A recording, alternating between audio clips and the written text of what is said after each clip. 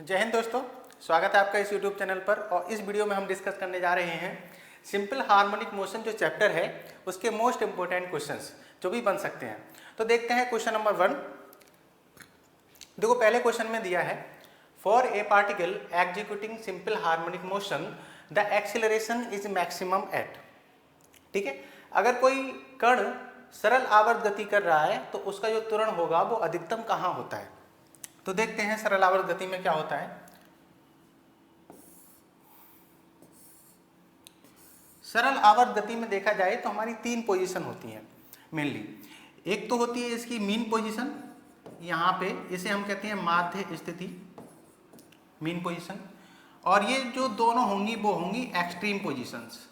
ये एक extreme position है और ये भी एक एक्सट्रीम पोजीशन है। तो इसमें एक मीन पोजीशन है और 2 एक्सट्रीम पोजीशन है। अब पता होगा तुम लोगों को सिंपल हार्मोनिक मोशन में क्या होता है, कोई भी पार्टिकल इस मीन पोजीशन के अबाउट, ठीक है, टू एंड फ्रो मोशन करता है, बार बार गति करता है। वो ऊपर जाएगा, फिर नीचे आएगा और फिर यहाँ पे मीन पोजीशन पर आ जाएगा। तो देखो यहाँ पे ऊपर जा रहा है, यहाँ से वापस आ रहा है और यहाँ से वापस आ रहा है। अब तुम लोगों को पता है जहाँ से पार्टिकल अगर वापस आएगा वहाँ पे एक क्षण के लिए रुका होगा। जहां से पार्टिकल ऊपर जाएगा और वापस लौट के आएगा वहां पे उस बिंदु पर एक क्षण के लिए वो रेस्ट पे होगा, विरामावस्था में होगा। तो यहाँ पे इसकी जो वेलोसिटी हो जाएगी वो हो जाएगी 0। ऐसी कंडीशन यहाँ पे होगी, यहाँ पे भी जो वेलोसिटी होगी वो कितनी होगी, 0। तो 2 पॉइंट ऐसे हैं जहां पर पार्टिकल रेस्ट पे होता है और उसकी वेलोसिटी कितनी होती है, 0 होती है। अगर उसकी वेलोसिटी 0 होगी यहाँ पे तो पता है तुम लोगों को वेलोसिटी अगर 0 है तो काइनेटिक एनर्जी भी कितनी होगी, 0 होगी। तो काइनेटिक एनर्जी यहाँ पे 0 होती है। अब देखो अगर तुमसे पूछा जाए कि एक्सट्रीम पोजीशन पे वेलोसिटी कितनी होती है, 0 होती है। एक्सट्रीम पोजीशन पे गतिज ऊर्जा मतलब काइनेटिक एनर्जी कितनी होती है, वो भी 0 होती है। अब बात करते हैं इसकी। अब देखो अगर यहाँ पे देखा जाए तो यहाँ पर पार्टिकल की जो वेलोसिटी होती है, जो वेग होता है वो होता है मैक्सिमम। यहाँ पे जो वेग होता है वो अधिकतम होता है। अगर यहाँ पर वेलोसिटी मैक्सिमम है, वेग अधिकतम है, तो यहाँ पे काइनेटिक एनर्जी भी क्या होगी, मैक्सिमम होगी। ठीक है, अब बात कर लेते हैं एक्सीलरेशन की।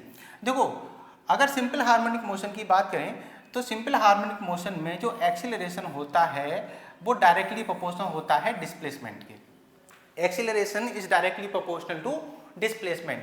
मतलब एक्सीलरेशन किस पे डिपेंड करता है, डिस्प्लेसमेंट पे करता है। अब डिस्प्लेसमेंट जितना ज़्यादा होगा एक्सीलरेशन उतना ज़्यादा होगा।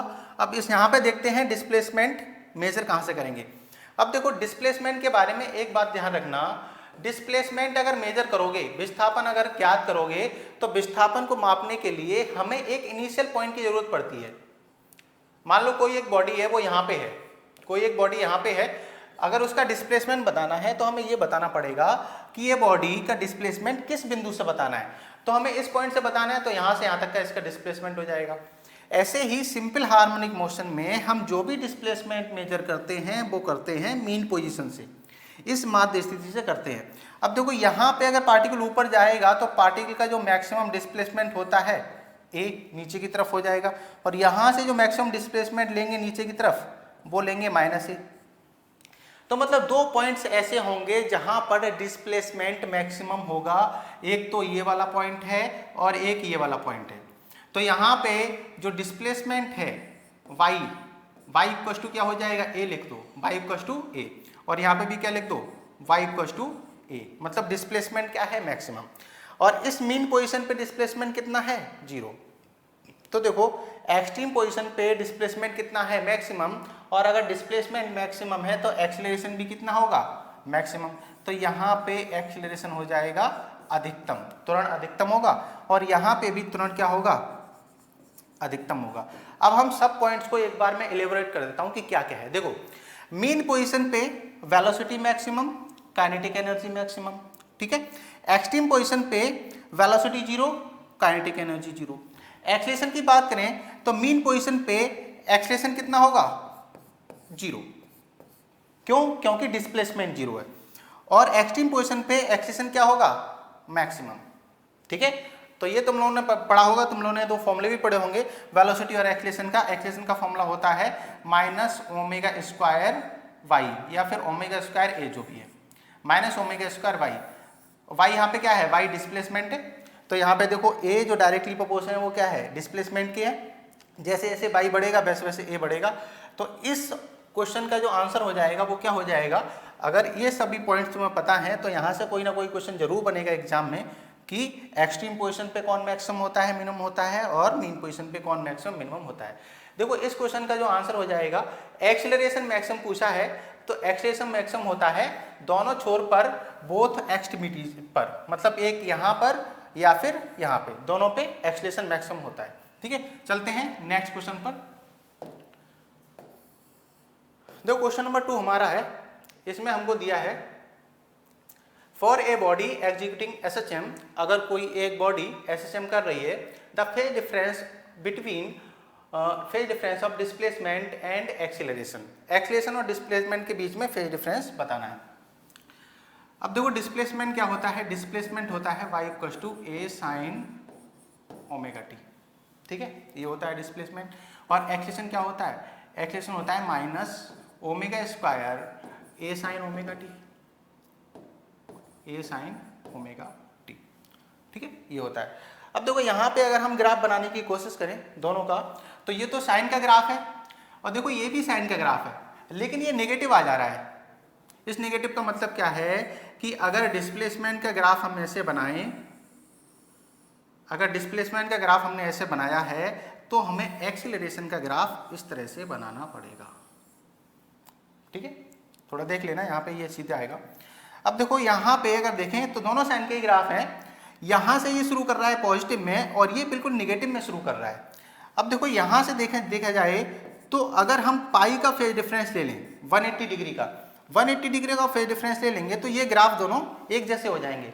तो डिस्प्लेसमेंट जो है और एक्सीलरेशन, डिस्प्लेसमेंट और एक्सीलरेशन के बीच में फेज डिफरेंस यहाँ पे कितना दिख रहा है, यहाँ पे तो पाई का दिख रहा है। ठीक है, तो कितना डिफरेंस होता है, पाई का होता है, कितना पाई, या फिर 180 डिग्री का होता है। दोनों के बीच में जो फेज डिफरेंस है वो कितना होता है, 180 डिग्री का होता है। इन दोनों ग्राफ से देख सकते हो। ठीक है, अब अगर पूछता है तुम लोगों से कि डिस्प्लेसमेंट और वेलोसिटी के बीच में कितना होता है फेज डिफरेंस, तो डिस्प्लेसमेंट और वेलोसिटी के बीच में होता है 90 डिग्री का, π/2 का। और वेलोसिटी और एक्सीलरेशन के बीच में कितना होता है, तो वेलोसिटी एक्सीलरेशन के बीच में भी होता है π/2 का। ठीक है, तो फेज डिफरेंस देखो डिस्प्लेसमेंट और वेलोसिटी के बीच में कितना होगा, π/2 होगा, और वेलोसिटी और एक्सीलरेशन के बीच में कितना होगा, वो भी π/2 होगा, और डिस्प्लेसमेंट और एक्सीलरेशन के बीच में कितना होगा, तो ये होगा पाई। ठीक है, तो ये तीन फेज डिफरेंस तुम्हें याद रखने हैं, displacement velocity, velocity acceleration and acceleration और डिस्प्लेसमेंट। डिस्प्लेसमेंट और वेलोसिटी के बीच में π/2, वेलोसिटी और एक्सीलरेशन के बीच में भी π/2, और डिस्प्लेसमेंट और एक्सीलरेशन के बीच में पाई। ठीक है, तो यहाँ से ये पूछा जा सकता है। चलते हैं नेक्स्ट क्वेश्चन पर। तो इसका जो आंसर हो जाएगा वो क्या हो जाएगा, इसका आंसर हो जा रहा है पाई, तो पाई ऑप्शन कौन सा है, बी। ठीक है, इसका भी आंसर हो जाएगा। चलते हैं नेक्स्ट देखो हमारे पास क्वेश्चन नंबर 3 है। इसमें हमसे पूछा गया है total energy of particle executing SHM is proportional to. ठीक है, टोटल एनर्जी किस पे डिपेंड करती है, किसके प्रोपोर्शनल होती है। तो देखो एनर्जी का फॉर्मूला देख लेते हैं। तीन तरह की एनर्जी होती हैं इसमें। काइनेटिक एनर्जी, काइनेटिक एनर्जी का फॉर्मूला होता है half m omega square a square minus y square, ये काइनेटिक एनर्जी का फॉर्मूला है। पोटेंशियल एनर्जी का भी एक फॉर्मूला होता है half m omega square y square.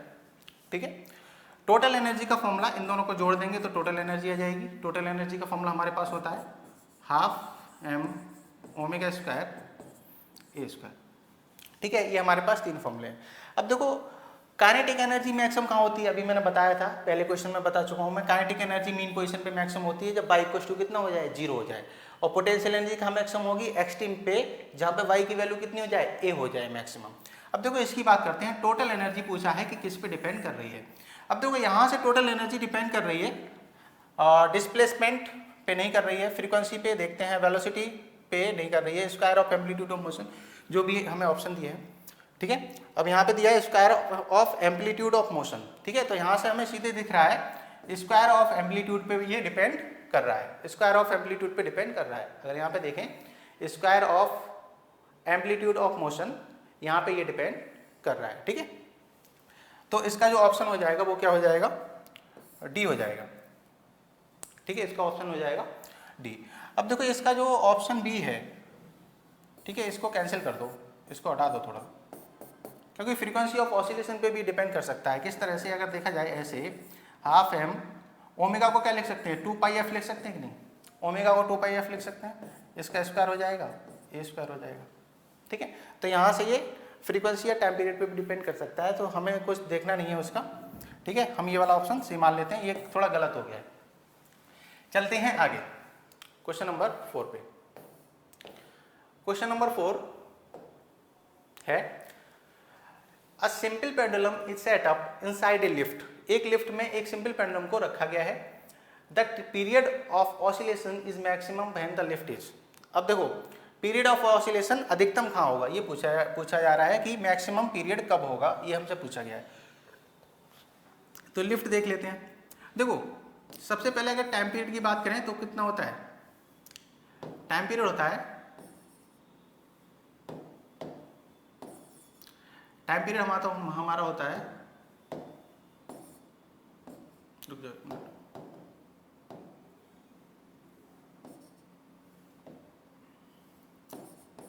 2π√L/g। Time period क्या होता है सिंपल पेंडुलम का, 2π√L/g। अब देखो यहां से दिख रहा है कि लेंथ तो चेंज होगी नहीं लिफ्ट में, जी की वैल्यू चेंज होगी, इफेक्टिव जो जी लेते हैं वो हम इफेक्टिव जी लेते हैं, जी लेते हैं वो इफेक्टिव जी लेते हैं, और जी की वैल्यू चेंज हो जाती है, इफेक्टिव जी की वैल्यू चेंज हो जाती है जब लिफ्ट ऊपर एक्सीलरेट होती है या फिर नीचे की तरफ एक्सीलरेट होती है। अब देखो लिफ्ट, अगर आप लिफ्ट की बात करें तो अगर लिफ्ट है और लिफ्ट अगर ऊपर की ओर एक्सीलरेटेड है, ठीक है। अब ये भी क्वेश्चन बनता है इसमें कि ऊपर की ओर एक्सीलरेटेड कोई लिफ्ट है, तो यहाँ पे अगर कोई एक मास रखा हुआ है तो उसका वेट बढ़ेगा या घटेगा। ऊपर की ओर एक्सीलरेटेड है तो वेट बढ़ जाता है, ऊपर की ओर एक्सीलरेटेड है तो वेट बढ़ जाता है, क्यों, क्योंकि जो इफेक्टिव एक्सीलरेशन होता है जी इफेक्टिव, वो कितना हो जाता है, वो जी इफेक्टिव हो जाता है G+A। जी इफेक्टिव कितना हो जाता है, G+A। और अगर नीचे की ओर एक्सीलरेटेड है लिफ्ट तो जी इफेक्टिव कितना होता है, जी इफेक्टिव होता है G-A। इन सब बातों को तुम लोगों को याद रखना चाहिए, ठीक है।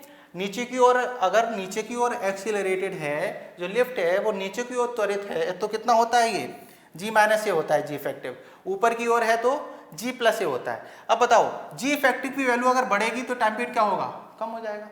जी इफेक्टिव की वैल्यू अगर बढ़ेगी तो टाइम पीरियड कम हो जाएगा, और जी इफेक्टिव की वैल्यू अगर कम हो जाएगी तो टाइम पीरियड क्या हो जाएगा, बढ़ जाएगा। अब देखो क्वेश्चन में हमसे क्या पूछा गया है, क्वेश्चन में हमसे पूछा गया है कि टाइम पीरियड क्या होना चाहिए, मैक्सिमम होना चाहिए। मैक्सिमम मतलब बढ़ेगा, बढ़ना चाहिए। तो बढ़ेगा कैसे, बढ़ेगा तब जब जी की वैल्यू क्या होगी, जी इफेक्टिव की वैल्यू कम होगी।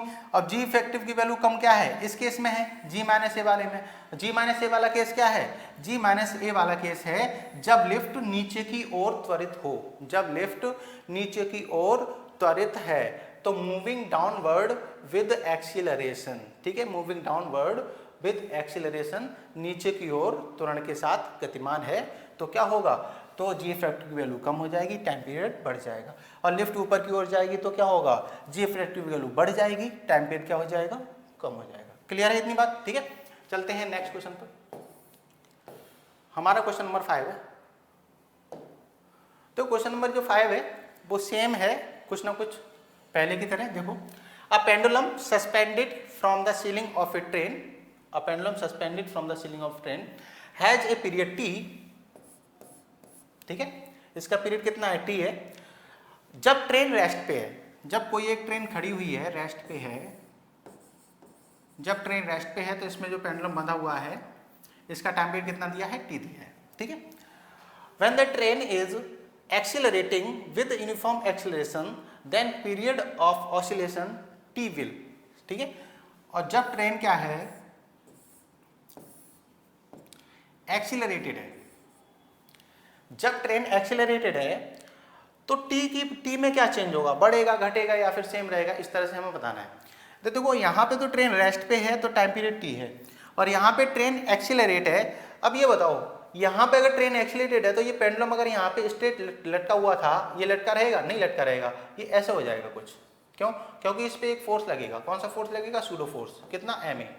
एम क्या है? एम इसका मास है और ए क्या है? ए ये एक्सेलरेशन है। ठीक है, तो देखो इसका एक्सेलरेशन हो जाएगा पीछे की तरफ, इसका एक्सेलरेशन पीछे की तरफ। जैसे कि अगर हम बस में जा रहे हैं और बस वाला एकदम ब्रेक लगा देता है तो हम आगे की तरफ जाते हैं इनर्शिया के कारण। ठीक है, तो उसी इनर्शिया के कारण क्या होगा, यहाँ पे एक सूडो फोर्स लगेगा पीछे की ओर, क्योंकि ट्रेन आगे की ओर जा रही है। तो इस पेंडुलम पे अब जो इफेक्टिव एक्सीलरेशन है, जो कुल त्वरण है, वो कितना लग रहा है? अब देखो पेंडुलम पे, पेंडुलम की मैं बात करता हूं, यहाँ पे पेंडुलम पे दो एक्सीलरेशन लग रहे हैं। एक तो पीछे की तरफ लग रहा है जी, सॉरी पीछे की तरफ लग रहा है ए, और नीचे की तरफ लग रहा है जी। ठीक है, पेंडुलम ऐसे लटका हुआ है ट्रेन में, मान लेते हैं, तो इस पे दो एक्सीलरेशन काम कर रहे हैं। एक तो पीछे कर रहा है ए और एक नीचे की ओर कर रहा है जी। और दोनों क्या हैं, जो एक्सीलरेशन है वो क्या होता है, वो एक वेक्टर क्वांटिटी होती है। तो अगर इन दोनों को जोड़ना है तो जोड़ने पे यहाँ पे आ जाएगा अंडर रूट ए स्क्वायर प्लस जी स्क्वायर, क्योंकि ये दोनों 90 डिग्री पर है। ठीक है, ये नीचे की ओर है और ये पीछे की तरफ है। तो यहाँ पे देखो जो इफेक्टिव एक्सीलरेशन आएगा, तो टाइम पीरियड कितना हो जाएगा, टाइम पीरियड हो जाएगा 2 pi under the root of L by G में क्या रखेंगे, जी में ये रखेंगे कि नहीं, जी में कौन सी वैल्यू रखी जाएगी, ये, और ये वैल्यू जी से तो बड़ी आएगी, ये वाली जो वैल्यू है वो जी से बड़ी आएगी। तो मतलब जी की वैल्यू क्या हो गई, बढ़ गई। जो जी इफेक्टिव की वैल्यू है, यहाँ पे मैं जी इफेक्टिव लिखता हूँ, ये वैल्यू क्या हो गई, बढ़ गई, क्योंकि जी इफेक्टिव की जो वैल्यू है वो क्या है, जी इफेक्टिव की वैल्यू अब ये हो गई। तो जी इफेक्टिव की वैल्यू अगर बढ़ गई तो टाइम पीरियड की वैल्यू क्या हो गई, कम हो गई। ठीक है, टाइम पीरियड क्या हो जाएगा, कम हो जाएगा। ठीक है, तो इसका जो आंसर हो जाएगा वो क्या हो जाएगा, बी। ठीक है, समझ में आया? तो चलते हैं नेक्स्ट क्वेश्चन पे। नेक्स्ट क्वेश्चन है 6 और बहुत ही इजी क्वेश्चन है। देखो कॉज ऑफ ई को पूछ रहा है, देख लो एक बार। कॉज ऑफ ई को कहते हैं प्रतिध्वनि। क्या कहते हैं, प्रतिध्वनि। क्या है, ये लिखा हुआ है प्रतिध्वनि का कारण। अब देखो प्रतिध्वनि क्यों होती है कि जैसे कोई एक पर्सन है, वो बोलेगा तो उसकी जो बात है वो जाएगी और टकरा के उसको सुनाई देने लगेगी आगे। ठीक है, जाएगी और टकरा के उसी को सुनाई दे जाएगी, तो उसे कहते हैं ईको। तो ईको क्यों होता है, ईको होता है रिफ्लेक्शन के कारण। ईको क्यों होता है, रिफ्लेक्शन के कारण होता है। ठीक है, रिफ्लेक्शन मतलब परावर्तन के कारण होता है। तो ऐसा कोई ऑप्शन होगा परावर्तन वाला, देख लो, रिफ्लेक्शन ऑफ साउंड, यहाँ पे साउंड होगा। ठीक है, reflection of sound B option हो जाएगा। अब देखो ये भी क्वेश्चन पूछा जाएगा कि ईको सुनने के लिए कम से कम कितनी दूरी होनी चाहिए इन दोनों के बीच। तो इन दोनों के बीच कम से कम दूरी होनी चाहिए 17 मीटर। ठीक है, काफी बार पूछ लेता है डायरेक्टली कि कितनी दूरी न्यूनतम होनी चाहिए। तो मिनिमम डिस्टेंस कितनी होनी चाहिए, 17 मीटर, 17 मीटर की मिनिमम डिस्टेंस होनी चाहिए ईको सुनने के लिए। क्लियर है इतनी बात? ठीक है, चलते हैं नेक्स्ट क्वेश्चन पर। नेक्स्ट हमारा क्वेश्चन है, और ये क्वेश्चन इंपॉर्टेंट क्वेश्चन है, लगा लो। ठीक है, बहुत ज्यादा एग्जाम में पूछा जा सकता है, इस तरह के क्वेश्चन पूछे जाते हैं। अब देखो इसमें पूछा गया है, two sound waves having a phase difference of 60। दो साउंड वेव है, फेज डिफरेंस कितना है, फेज डिफरेंस मतलब होता है डेल्टा फाई, कलांतर। तो वो कितना दिया है, वो हमें दिया है 60 degree. Having the path difference, अगर फेज डिफरेंस 60 है तो पाथ डिफरेंस कितना होगा। तो देखो पाथ डिफरेंस कितना होता है, path difference delta x equal to होता है lambda upon 2 pi into phase difference. Path difference का फॉर्मूला क्या होता है, lambda upon 2 pi into phase difference. अब 60 को हम क्या लिख सकते हैं, 60 को हम पाई/3 भी तो लिख सकते हैं, 60 को हम पाई/3 लिख सकते हैं। तो यहाँ से अगर हम वैल्यू रख देंगे, हो जाएगा लैम्डा अपॉन 2 पाई इंटू ये कितना हो जाएगा, पाई/3। पाई से पाई हमारा हो गया कैंसिल आउट, तो कितना हो गया, लैम्डा/6 हो गया। ठीक है, लैम्डा/6 हो गया। देखो तो ये ऑप्शन हो जाएगा यहाँ पे, वो ऑप्शन तो हो जाएगा डी। ठीक है, अब मैं और थोड़ा बता देता हूँ इसके बारे में, और थोड़ा इसके बारे में बता देता हूँ। इसके बारे में क्या बताना है, देखो अगर कोई वेव चलती है तो ऐसे चलती है ना, वेव चलती है ऐसे चलती है, तो यहाँ से यहाँ तक की जो दूरी होती है वो होती है लैम्डा। यहाँ से यहाँ तक की जो इसकी दूरी होगी वो क्या होगी, वो होगी लैम्डा। और अगर बात करें, ये साइन का फंक्शन है, तो साइन की बात करें तो एक राउंड ये कंप्लीट कर रहा है, मीन से चल रहा है, जा रहा है ऊपर, फिर यहाँ पे आ रहा है, एक राउंड ये कंप्लीट कर रहा है। तो यहाँ से देखें एक राउंड कंप्लीट करने में कितना एंगल कवर करता है, तो 2 पाई। एक राउंड कंप्लीट करने में, एक चक्कर पूरा करने में एंगल कितना कर्व करता है 2 पाई, और जो दूरी चलता है लैम्डा, जो दूरी है वो कितनी है लैम्डा। तो एक लैम्डा जो पाथ डिफरेंस है उसमें एंगल मतलब फेज डिफरेंस कितना होता है 2 पाई होता है, ठीक है। अब देखो इसको आधा कर दोगे तो इसको भी आधा करना पड़ेगा, ठीक है। तो लैम्डा बाई 2 होगा तो ये पाई हो जाएगा। मतलब यहाँ से यहाँ तक अगर लैम्डा बाई 2 है तो यहाँ से यहाँ तक जो एंगल होगा वो कितना हो जाएगा 180 डिग्री हो जाएगा, ठीक है। तो ये होता है फेज डिफरेंस और पाथ डिफरेंस। ये फॉर्मूला याद रखना है, इस फॉर्मूले से ही डायरेक्टली क्वेश्चन तुम लोगों का हो जाएगा। क्लियर। चलते हैं नेक्स्ट क्वेश्चन पे। नेक्स्ट क्वेश्चन है हमारा ये। अब देखो इससे भी क्वेश्चन पूछा जा सकता है। A close organ pipe and open organ pipe, ठीक है, दो पाइप है हमारे पास, are tuned for equal frequency. दोनों की फ्रीक्वेंसी इक्वल है, एक क्लोज है और एक ओपन है। तो फ्रीक्वेंसी ऑफ क्लोज बराबर है फ्रीक्वेंसी ऑफ ओपन। पहले इसने क्लोज लिखा है तो हमने क्लोज लिख लिया है, फिर इसने ओपन लिखा है तो हमने ओपन लिख दिया है, ठीक है, दोनों की। तो उनकी लंबाई की रेशो पूछा है। अब देखो इसकी क्लोज की कितनी होती है फ्रीक्वेंसी, क्लोज की फ्रीक्वेंसी होती है NB/4LO, सॉरी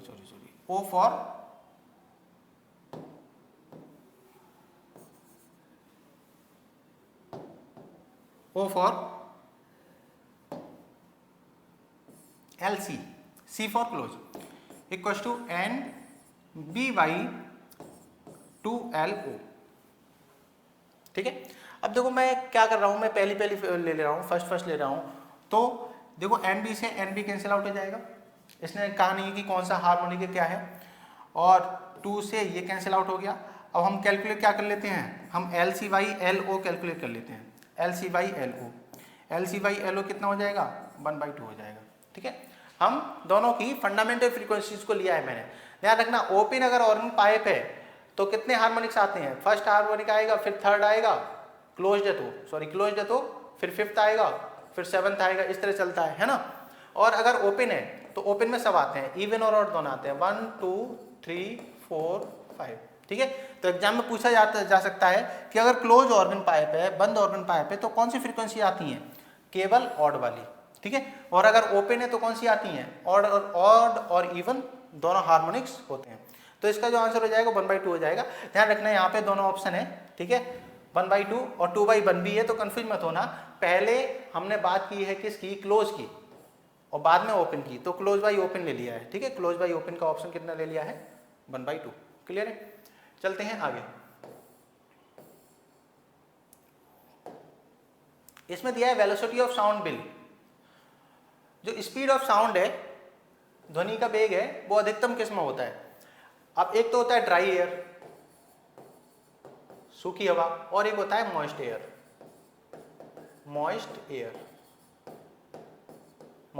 ठीक है।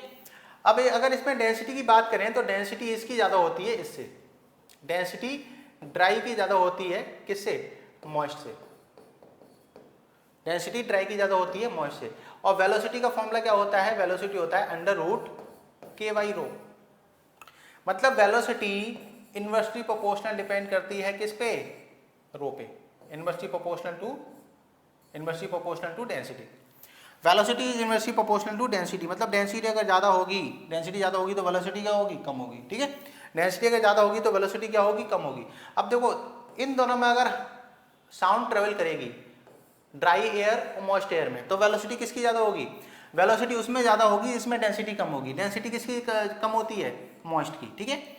तो यही होगा, greater in moist air than dry air, ठीक है। सूखी वायु की अपेक्षा नम वायु में अधिक होता है। क्लियर हुआ कि नहीं। तो मैं बस ये ध्यान रखना है कि डेंसिटी किसकी ज्यादा होती है, ड्राई की ज्यादा होती है। क्यों ज्यादा होती है, क्योंकि इसमें वाटर वेपर आ जाते हैं, है ना। तो इसका जो ऑप्शन हो जाएगा वो कौन सा हो जाएगा, ए ऑप्शन इसका हो जाएगा। चलते हैं नेक्स्ट क्वेश्चन पर। तो क्वेश्चन नंबर 10 में दिया है Doppler effect is applicable for, ठीक है, light waves only, sound waves only, both light and sound waves and none of above, ठीक है। तो देखो डॉपलर इफेक्ट क्या होता है, जो आभासी आवृत्ति होती है, आभासी आवृत्ति मतलब एक तो वो आवृत्ति है जो कि किसी साउंड से आ रही है, और एक वो आवृत्ति है जो कि हमें सुनाई दे रही है, ठीक है। ऐसे कोई भी बस अगर हमारे तरफ आ रही है हॉर्न बजाते हुए तो हमें उसकी फ्रीक्वेंसी बढ़ती हुई लगेगी, ठीक है, ज़्यादा सुनाई देगी। और अगर हमसे दूर जा रही है तो हमें फ्रीक्वेंसी क्या होगी, कम सुनाई देगी। तो आभासी आवृत्ति चेंज हो जाती है, बदल जाती है, इसको कहते हैं डॉपलर इफेक्ट। तो डॉपलर इफेक्ट जो होता है वो दोनों में होता है, ध्यान रखना, ठीक है, साउंड में भी होता है और लाइट में भी होता है। जो लाइट में डॉपलर इफेक्ट होता है उसमें दो शिफ्ट बनती हैं, एक तो ब्लू शिफ्ट बनती है और एक रेड शिफ्ट बनती है, एक ब्लू शिफ्ट और एक रेड शिफ्ट, ठीक है। अब रेड शिफ्ट कब बनेगी, ब्लू शिफ्ट कब बनेगी, ये प्लेनेट का पता लगाने करते हैं। जैसे कोई प्लेनेट है वो अर्थ से दूर आ रहा है या फिर अर्थ के पास आ रहा है या फिर अर्थ से दूर जा रहा है। ये जो ग्रह है वो पृथ्वी के निकट आ रहा है या फिर पृथ्वी से दूर जा रहा है। अगर पृथ्वी से दूर जा रहा होगा तो रेड शिफ्ट होगा और पृथ्वी के पास आ रहा होगा तो ब्लू शिफ्ट होगा, ठीक है। तो दोनों में ये यूज होता है। तो ये थे most important questions SSM chapter के, एसएसएम के मोस्ट इंपोर्टेंट क्वेश्चन। और आप लोगों को एक मैं इंफॉर्मेशन और दे देता हूं, एक इंफॉर्मेशन मैं और दे देता हूं। हम लोगों की पूरी एक टीम ऑनलाइन क्लासेस लेके आ रही है, ठीक है। लिंक मैं शेयर कर दूंगा यूट्यूब पे, यूट्यूब का कोई हमारा दूसरा चैनल है उस पर ऑनलाइन क्लास चलेगी। फिजिक्स, मैथ एंड इंग्लिश, इसमें हम एयर फोर्स के लिए इंपॉर्टेंट टॉपिक्स को कवर कर लेंगे, ठीक है। जो भी एयरफोर्स का एग्जाम आने वाला है नवंबर के फर्स्ट वीक में, जब तुम्हारा एग्जाम है तो उसमें फिजिक्स, मैथ और इंग्लिश के मोस्ट इंपॉर्टेंट टॉपिक्स हम कवर कर लेंगे, उसमें तुम्हें हेल्प मिलेगी थोड़ी, ठीक है। तो इस वीडियो में इतना ही था। थैंक यू एंड जय हिंद।